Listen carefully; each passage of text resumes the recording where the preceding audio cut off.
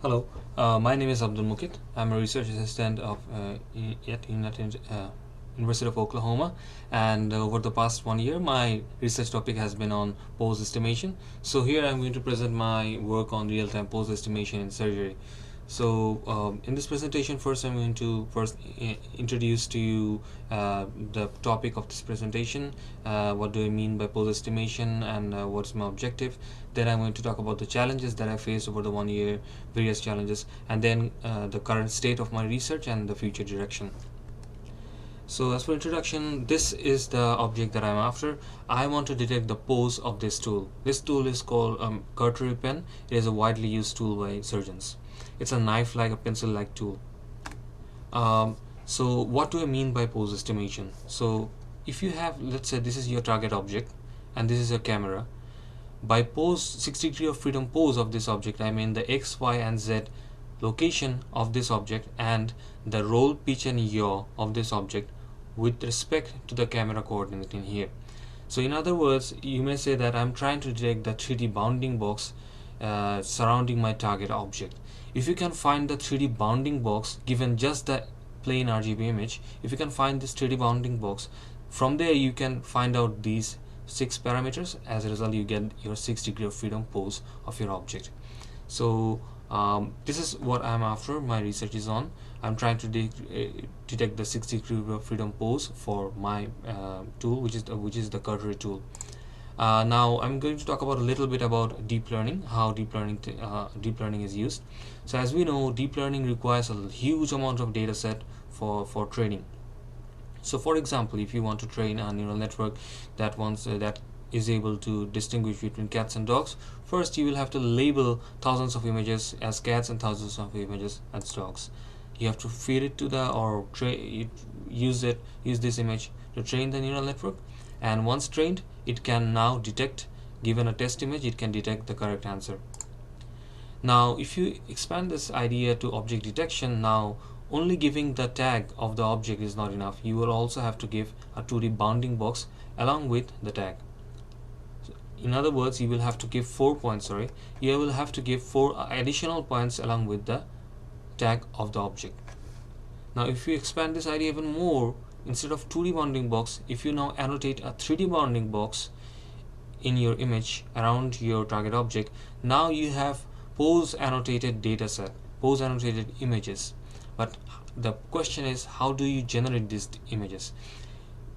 Labeling them manually is quite impossible because you need thousands of images, and quite frankly, drawing a 3D bounding box around your target object manually is quite humanly impossible.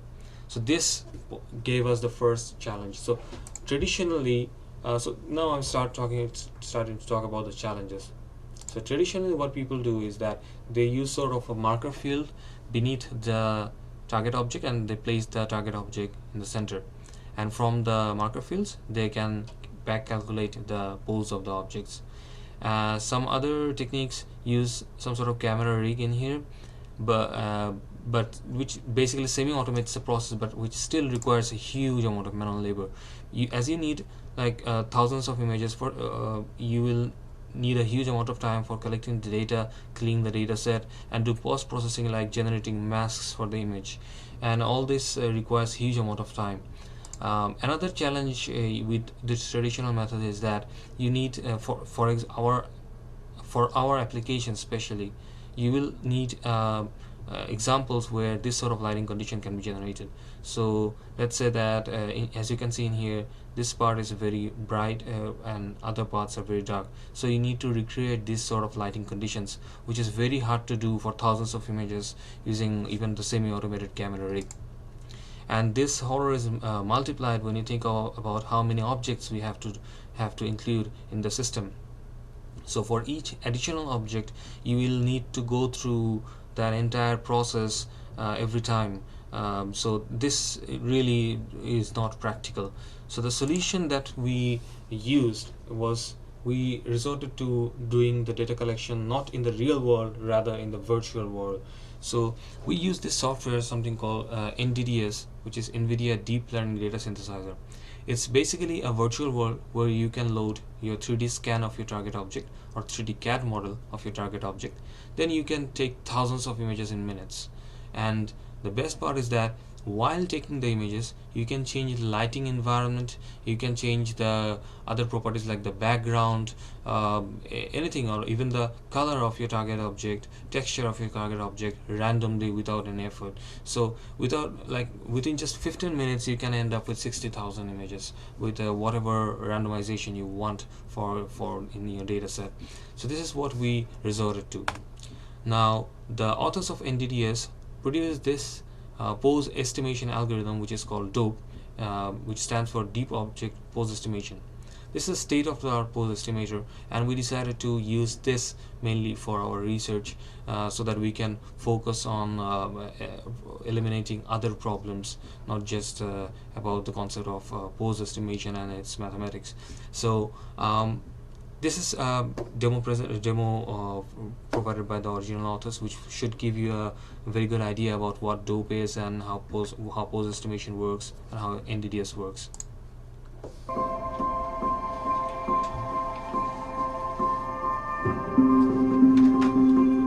To help robots work more effectively in complex environments, researchers from NVIDIA have developed a deep learning system that allows a robot to recognize and pick up household objects with ease. Using a camera mounted on the robot, the AI continuously detects and estimates the full pose of the object. Knowing the position and orientation of objects in a scene, often referred to as 6 degrees of freedom pose, is critical, as it allows robots to manipulate objects even if they are not in the same place every time. This research, which builds on previous work developed by NVIDIA researchers, allows robots to precisely infer the pose of objects around them, while trained only on synthetic data. The advantage synthetic data has over real data is that it is now possible to generate an almost unlimited amount of labeled training data for deep neural networks. This is the first time that an algorithm trained only on synthetic data is able to beat state-of-the-art networks trained on real images for object pose estimation. This breakthrough is important because it allows robust robotic manipulation in the real world. So now that we had our training data set ready, so I now trained my neural network DOPE model, and this is how the result looks like. So as you can see, first I try to detect on the pen in here, and sometimes it can actually detect the pen, but still I was not getting a good robust detection. And in here you cannot see you can see in here the background is very simple, but when there is a complicated background I was getting a lot of false detection, a lot of outliers. So what came into my mind is that I need to first detect only the hand, and then inside the surrounding region of my hand I need to look for the pen so that I can eliminate the outliers. So I needed a hand tracker, but then it hit me, another challenge hit me, is that I experimented with all the open source several open source hand trackers available online, but they were not working when I was wearing a glove. And the fact is that surgeons will be wearing different sort of gloves when they will be doing their work, and making matters worse, the hand will be covered with blood oftentimes, so there will be infinite patterns of blood in the hand. So I had to consider these things as well. So I came up with this. I made my own version of hand tracker, which you can see works whether or not whatever sort of glove I wear. Now once I track my hand, I take a box surrounding crop out an image surrounding my hand. In here I am showing it as the green box in here. So I basically consider only this green box and try to look for the pen in this green box. But even still I'm getting a lot of outliers in here.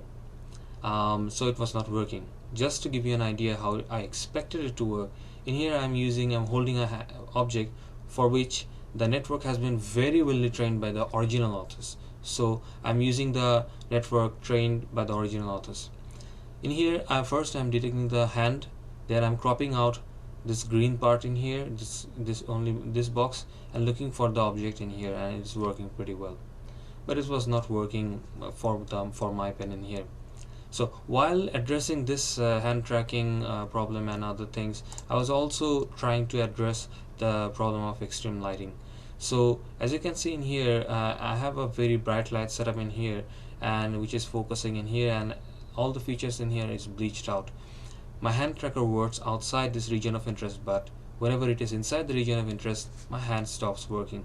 So I had to address this issue immediately, because even if my pose estimator also work, it will fail in here because the entire thing, everything is bleached out in this image in the center region of interest. So the way to do is very simple. I decrease the exposure of my image, but that caused the problem of, like, I could only see only this portion, which was very bright, but all other parts are now invisible. So I did some image processing, and now I get better images in here, where I can not only see this part, I can also see the outside parts as well. So now, after doing all of this thing and putting all of them together, this is how the final project looked like. So in here, first of all, I'm using low exposure and gamma correction. Then I'm tracking the hand, and after tracking the hand, I'm tracking this green box, only this green box, and looking for the pen inside in here. But still, as you can see, it is not working. So my conclusion from here was that probably this object is so featureless and so tiny that it's extremely difficult to track, and no matter what I do, I will not be able to track it. So we had to come up with another idea, and which brings us to the current state of the research. So we decided, instead of trying to detect only the pen, we will detect the hand while it is holding the pen. So we made some 3D scans of actual surgeons holding the pen. We cropped out the hand part, as you can see in here, cropped out. Then we cleaned it up and assigned materials to different parts of this model. So hand is a part, this pen is another part. So assign different materials. The reason I assign different materials is because later on in the game engine, I want to tap into these different materials and change their color or other let's say texture randomly. So this is how, like, once I got the models, this is how the actual data acquisition setup looks like. So in here the GIF is stuck because this is demonstrating from online. I don't have Office 365 in my computer, but when I run it in the actual computer during presentation, it will not get stuck. Anyway, so in here I have added several randomizations. First of all, the background is being changed randomly. I use about 3000 random background images from Pascal-Vogt dataset. I'm also changing the lighting randomly.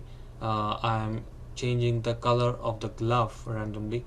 I'm changing the position of I'm rotating the camera around this hand randomly. I'm taking the camera up and down around the hand. I'm also changing the distance between the hand and the camera randomly.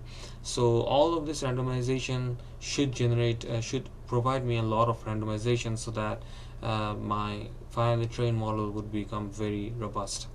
And after getting all of this data set, I trained my model, and this is how the final results look like. So as I don't know why I was wearing that, to be honest, but here you can see that the model is now able to detect my hand quite nicely, quite robustly. Again, the GIF stuck because I'm showing it from online. So in here on the right, I'm demonstrating the model's performance on YouTube footage I got, where the surgeon was holding a pen-like tool and while the hand is also covered by blood. And as you can see, it can quite robustly lock on to the surgeon's hand. So one work that still has to be done in here is that, remember, my original objective was to track the pose of the pen. So this 3D bonding works was supposed to be wrapping around the pen only, but right now it is wrapping around the entire hand.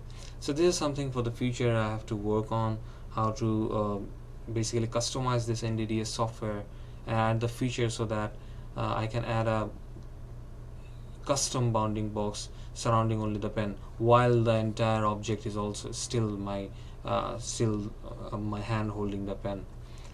So after this, we tried to experiment with whether or not this pose estimator can be used to track the pose of a head.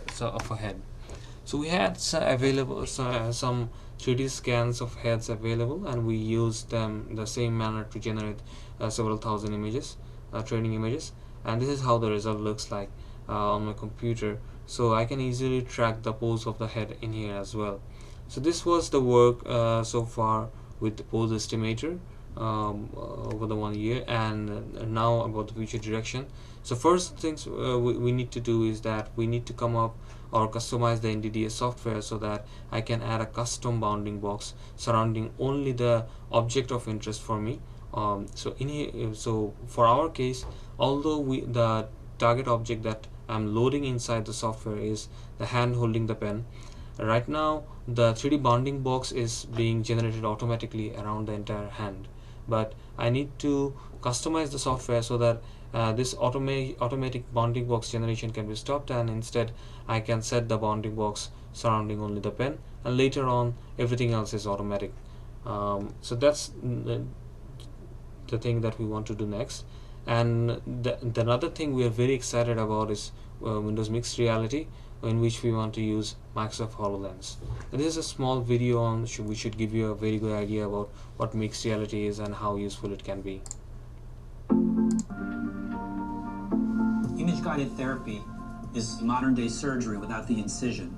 We're navigating tiny instruments through the body through incisions no larger than a pencil point. We're relying solely on X-ray images or medical imagery to guide us. So that means we are always looking at a screen of data.